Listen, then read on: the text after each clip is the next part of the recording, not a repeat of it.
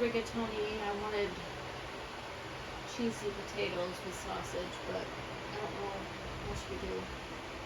Do you have all that stuff for rigatoni? Let's see. We have the smoked sausage. Yeah. Rigatoni. Yeah. Meat sauce. Yep. Onions. Yep. And whipping cream. Yep. Encouraging children to explore their imaginations Uh, in drawing, reading, You don't and have the all the arts. stuff. And geniuses I'm like trying to think you. what it all was. Let me look Stick at of the butter? text.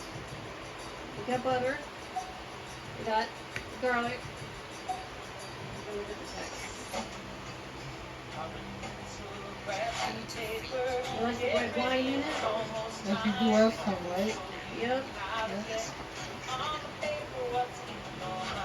We don't have bacon, but we got bacon bits. You don't? What? Yes or no? We don't have bacon, we have bacon bits.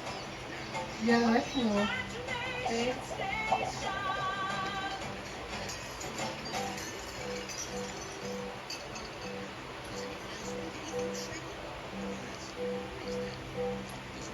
Yes, we have everything. Kumasta. That's Well, how we don't people say have hello the in the Philippines. vodka, Welcome but- back to the Imagination Station. I'm Mark Yeah, right Kissler, now. and you're the oceanographic artist. Hey, thanks for Use coming and spending pasta. part of your day with me. Today's lesson is a pair of kissing killers. Killer I whales, use that red is. wine And this vinegar. will continue our theme for this week of the letter K. Our two Renaissance words are size and overlapping. There's What 12 is words. this? You learn those words, you can draw It's anything got in a 3D. drawing. In the Masters Gallery, we'll see a painting by Ferdinand Holder. And my very special guest today is So Deb do you want Dubas. that or do you want And he'll show us a sausage method of drawing with some the wells. cheesy He's going to draw potatoes? with us today. It sounds All like right, you don't you know little secrets of rigatoni. pork galore. Let's I don't, plunge but I into would the eat depths it of our if you do. drawing lesson. Take a look at the kissing killer. This will be part of our lesson. And it's going But to be a it'll be nice the last time I make it for a symmetrical while to lesson make it again. with contrast and contours. It'll be Okay, really cool. good Let's warm man. up with our drawing. You Let's want to start bake that? with another kind of whale. Now, when I think of whales, Yeah. so many. And I don't have a lot of sausage. I only have one can of sausage. But Orca or the gray whale or the humpback whale. I'm going Okay. to draw the sperm whale. You know, the Pinocchio whale or that whale, the Jonah in the biblical story. I'm going to put another. There's so many whales that are in the whales that are in our literature. I'm going to put another. Now, see what I did? I blocked in here. I put the blunt nose of the sperm whale. I made a triangle shape. Coming back, I put a dot at the back. I'll move my paper over so you can see it. Put a dot here.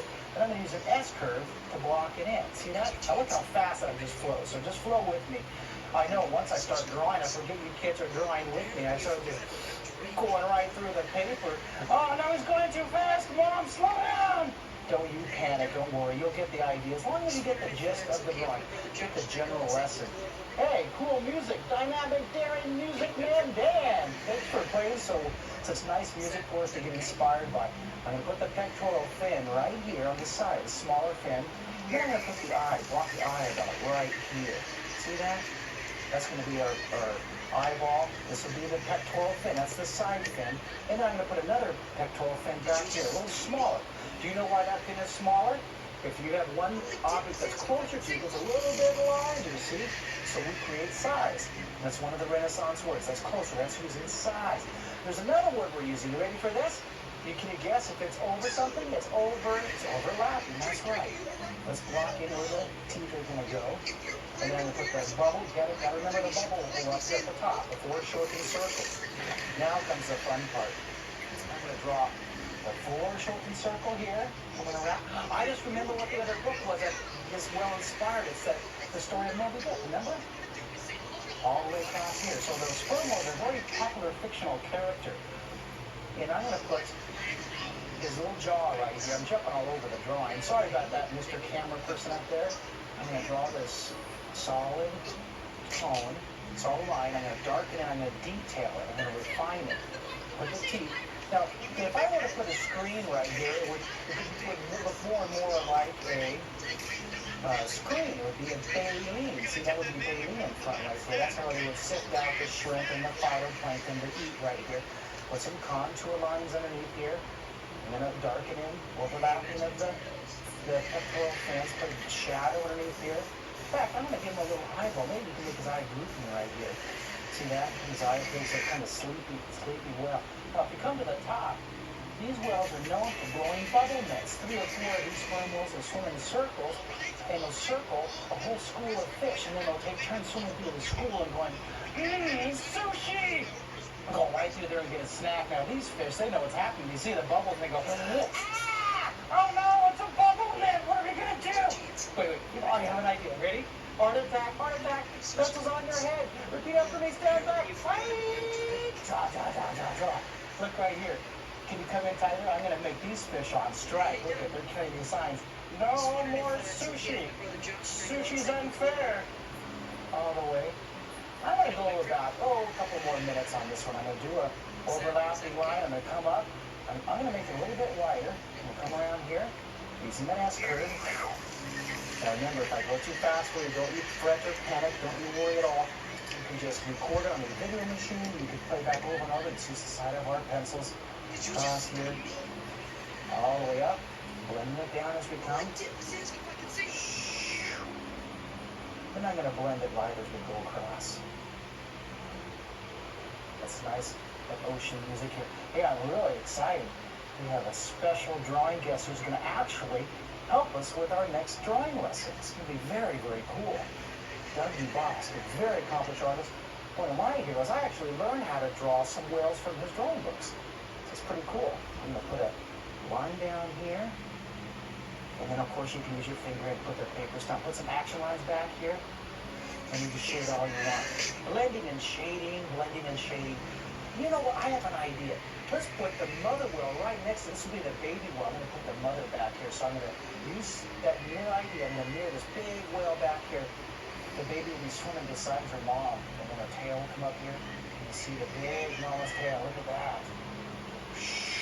You know, one time, when I was scuba diving with my brothers in the Channel Islands, the scuba diving boat came very, very close to the whale. The whale surfaced right next to us, and all the scuba divers went running to the edge. Of course, the captain turned the engine off of the boat so that we wouldn't hit the whale. We looked down and saw the whale and the baby. Then the whale picked up the tail right next to the boat. We went, oh, it's huge! And the whale went, wow! Barely a sound. That was called breaching. It was going to dive down into the ocean. Then all of a sudden, this big bubble came up under the boat, about the size of half a football field. This big slick. That was called the whale's footprint. Look at the tail up here. That causes a footprint. Did you know that whales have a footprint? I didn't know that either until that day with my brothers when I was scuba diving. I think, besides drawing, that's my favorite activity in the world, is scuba diving. Being in the ocean, being like a little Jacques Cousteau-ian. There's the mama whale back here. I put the eyes. See how I block that in? Use that sperm whale with the blunt nose coming around. They can hold their breath for so long. Whew. I'm going to block this down right here. See, I almost ran out of room for the teeth there. Both of them are having their mouth open. They get ready to eat some sushi. Mama, I want sushi, but then can I please have a treat? I want a cookie. I want a cupcake. I'm going to blend this across. Oh, wait, this is a good opportunity for me to use my graphite stick here. Watch this. All the way down the side. Remember, if you use your graphite stick, wash your hands so you don't make a big giant mess. I want to show you how some master artists have really used these words to create the look of symmetry and balance, contrast and value. They really use these words to make their drawings look beautiful. Let's go to the Master's Gallery.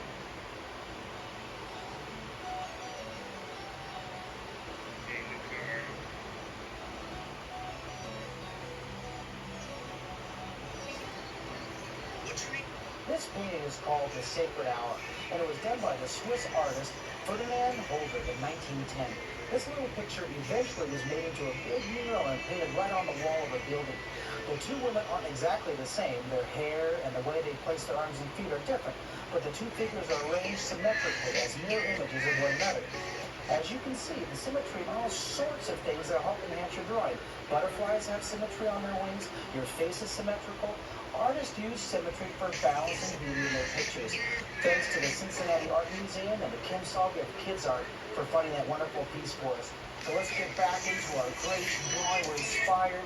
we're going to use more shading, and in the next drawing, we're going to be using symmetry. We're going to draw two almost identical shapes. So I'm going to add a little bit more time. I want to draw another whale down here. In fact, you know what I want to do? I want to give you today's acronym. It's going to be whale. Let's go underneath all these little fish that are on campaign. They look at they're on this whole political campaign. No more sushi. Eat lasagna, ravioli, tortellini. Never sushi. No, no. You can have so much fun with your drawings. You can make your drawings come alive. Let's put our acronyms. Since you are geniuses, since you'll be going to college next week, I know that you get to draw in 3D. I like to throw acronyms at you so you can practice with your work, with your imagination. So let's make an acronym. This stands for, right here, stands for wonderful, healthy, artistically lovable environmentalists, because you're helping save the planet for the whales. I bet you're members of all those great organizations that help make sure the water's clean and air's clean for our wonderful resources. I'll put a whale down here. I'm going to move my drawing pad over. Let's do that shape. Practice it over and over and over again. Repetition is another great word. This is another little baby one back here. So we have brother whale up here, mama, brother, and this will be the little baby whale. Let's use that triangle shape. Let's block it in. Just looks just like that Pinocchio whale. Hook it around like this. And I'm going to draw as well a little bit smaller back here. That size. You know, this could even be the daddy whale. It could be bigger than all the whales combined. It's just further away. See, if it's further away in the picture, it creates that feeling of depth. You draw the whale really tiny, it can look like it's way. In fact, look down here. You know what this is down here?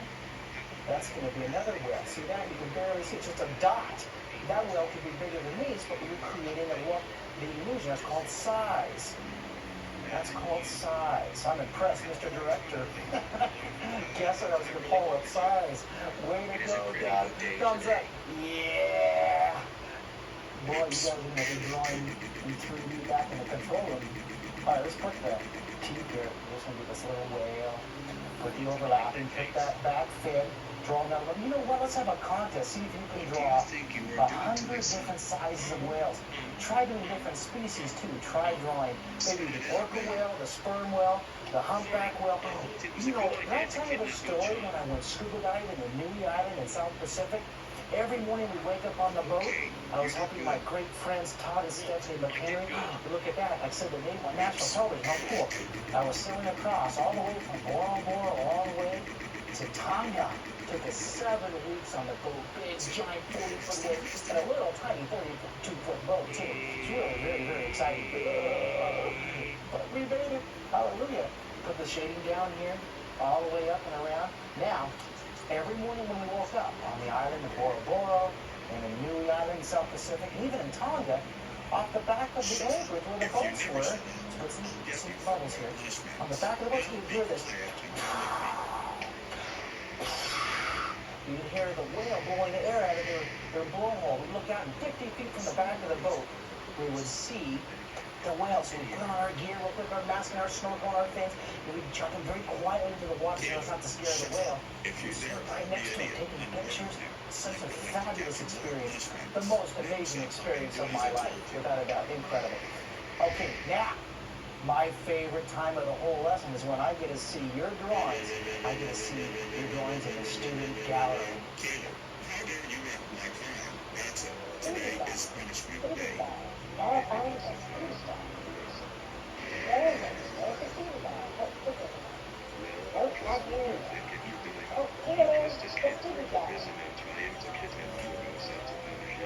This drawing right here is done by Diane, 11 years old. Look at this beautiful drawing. And she did 2 sperm whales. You can tell by the blunt nose, the overlapping pectoral fin, and the shadow and the shading.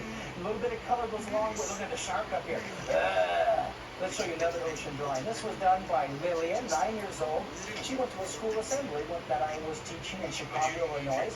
She drew jellyfish, coral reefs, the tube reef, big hammerhead shark, and look at that whale. That's a wonderful drawing. Here's another one. This is, no name, no self-addressed stamped envelope. Beautiful drawing. Make sure if you send me a drawing, you send me a self-addressed stamped envelope. Let me show you one more. Here's Stevie, 13 years old.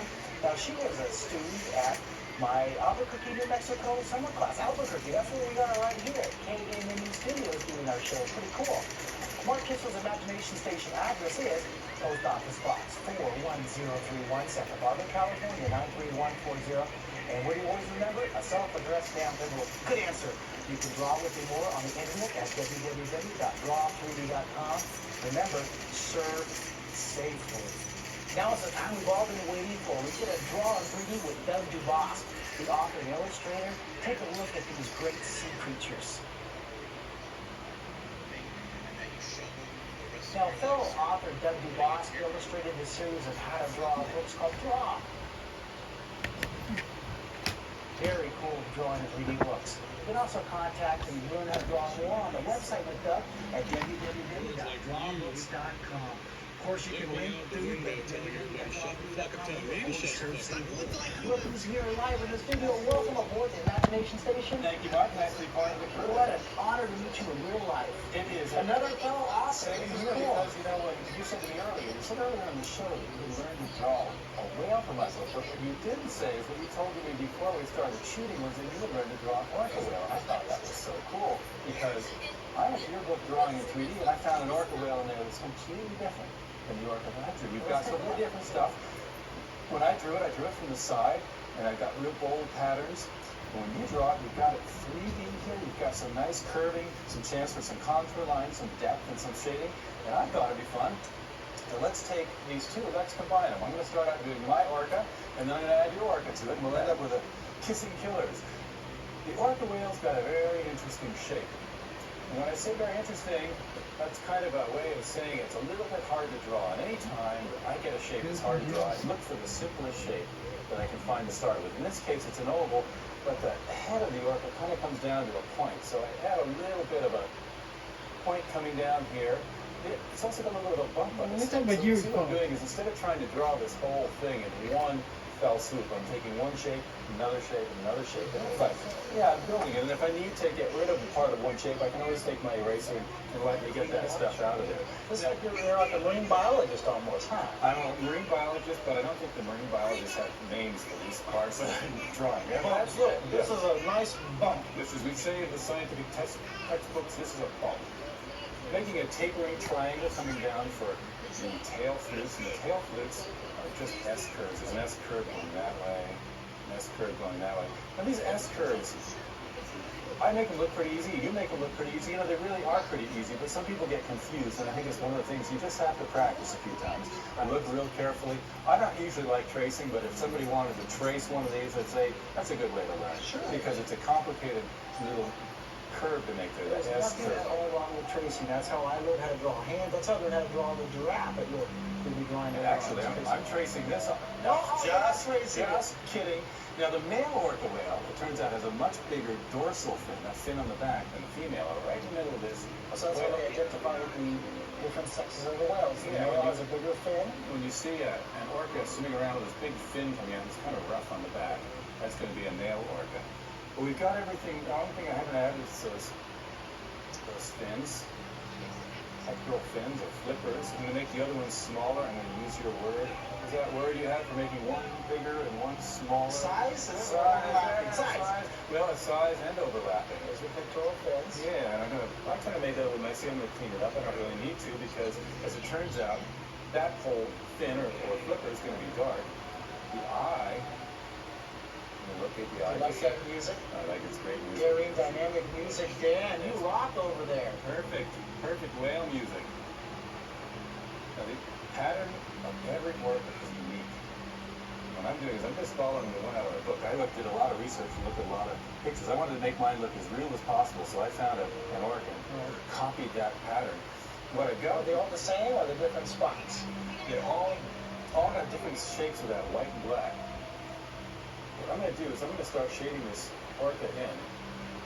Actually, I'm not trying to shade so much as I'm really trying to just color this whole thing in solid black. You know, Mark, you probably noticed this as you've been diving, you see a lot of different fish and whales not so much, but with fish, you ever notice how they're darker on the top and they're lighter on the bottom? Yes, I always wondered why that was, because when you shade something, normally it's darker on the bottom. Right. But a fish is darker on the top. And I finally figured it out.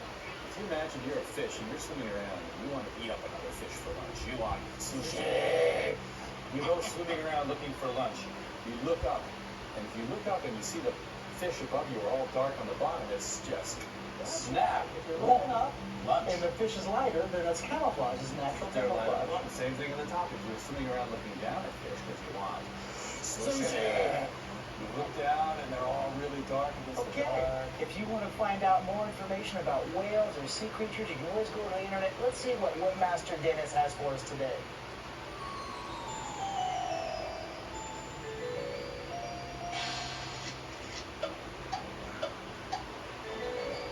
Did you know that one of my heroes, the late Jacques Cousteau, and his Cousteau Society has a website just for kids? It's called The Dolphin Log, and it's full of information about the societies and ongoing efforts to study and protect life under the sea. Now, if you don't have time to copy down that whole URL, you will definitely have a link to this site from my site, draw3d.com. Now, let's go back into the drawing. We're going to add maybe another whale, I think, right? You make another whale. I took that little opportunity to do a little more shading on here. And, you know, as I like to do, and I'm trying to get a nice, even, smooth color. Sometimes the paper stump blends it all together and gets rid of some of those rough lines. And this is something that also tends to make a mess if you're not careful, so you can always clean it up with your eraser a little bit.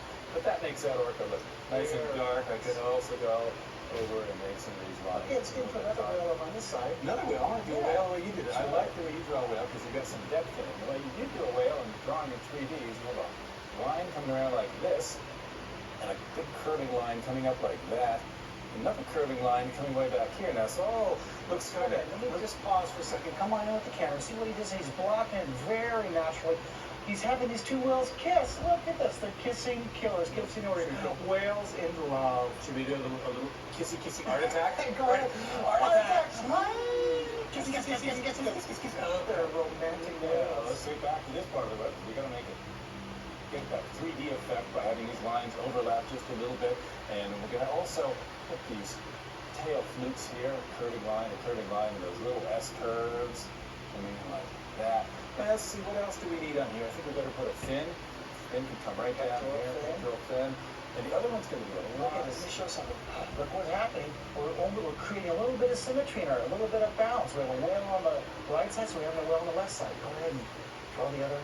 And I'm going to use that same word again. I use a size, make this one smaller, and it's sort of behind the orca there. Let's make a little definition of the mouth and make this coming down to a little bit of an orca kissy smile there. He's a happy whale. And a little bit of a orca white spot behind it.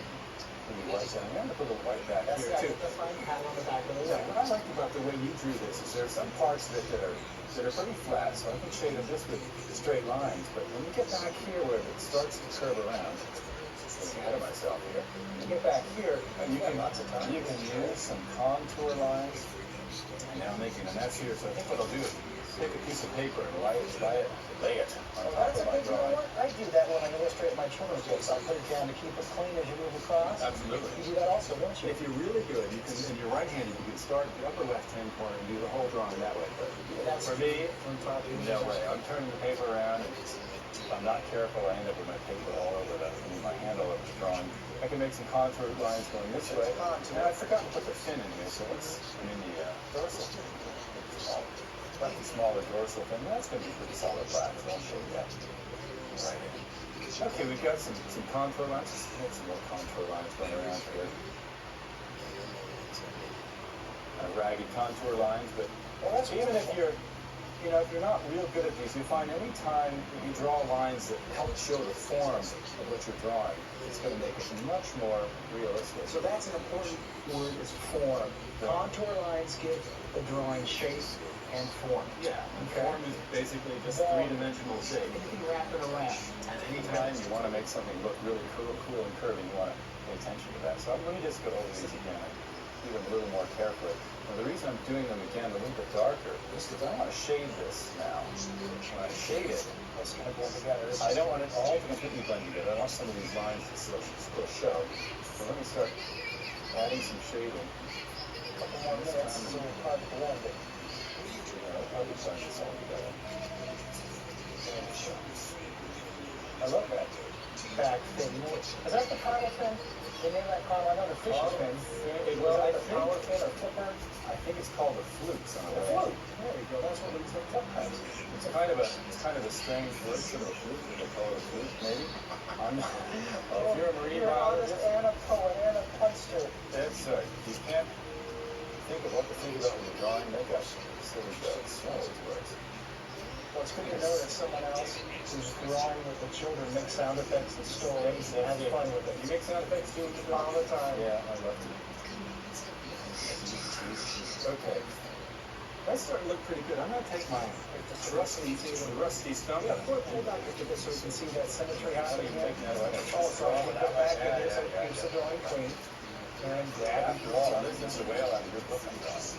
Better help me keep it easy. Or else, what do you do when you make mistakes? You ever draw in ink and have the ink go splattering all over your drawing? Yeah, usually for the ink, I'll usually start over. That's what we're trying to turn it into something really clever. Like, ooh, this is a key part of the drawing I didn't think about before. I might just take a little Action. action line. What a great idea. That's kind of a heart attack. Heart attack time. You want to join That's a lot. Yeah, give me a So join me in the heart attack. heart attack. Heart attack. We took that one. I'll do this one. Wait, you're going backwards. Wait, this way. No. I love getting involved in the drawing. Very cool.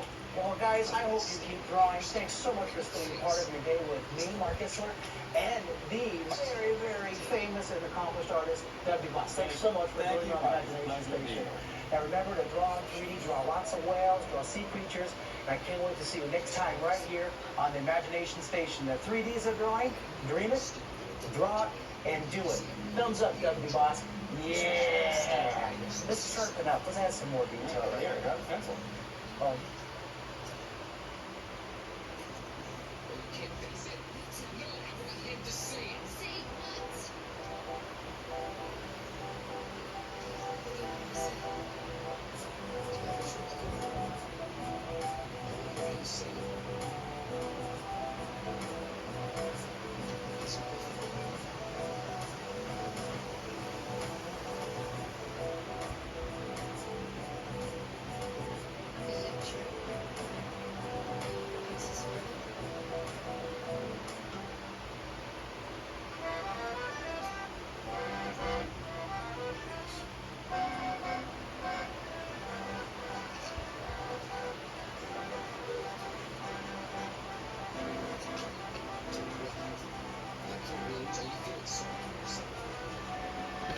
Victim here, Dean Robbins? I'm not playing anything. You need to process this information. Yeah, well, I'm gonna need to do some processing of my own, and like it or not, I'm gonna need you to help me with that.